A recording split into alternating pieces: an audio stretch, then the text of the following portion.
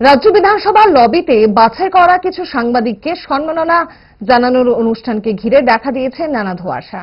রহস্য ঘনীভূত হচ্ছে সম্মাননা জানানোর জন্য সাংবাদিকদের মনোনয়নের নিয়ম নীতিমালা নিয়েও।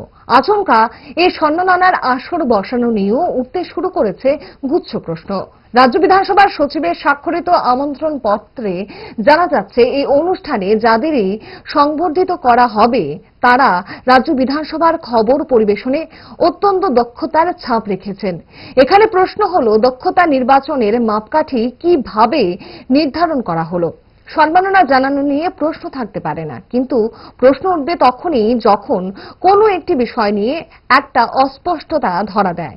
কেনই বা আচমকা এই সংবর্ধনার আসর? কাদের মনোনয়নে নির্বাচিত হবেন সম্মাননা প্রাপক সাংবাদিকরা? কি উদ্দেশ্যই বা এই আচমকা সংবর্ধনা? এসব প্রশ্নের কোনো উত্তর পাওয়া যায়নি।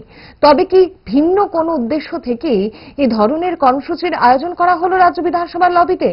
সংবাদ মহলে চলছে চর্চা, গুঞ্জন, উত্তর রয়েছে অধরা, উদ্দেশ্য রইল অস্পষ্ট।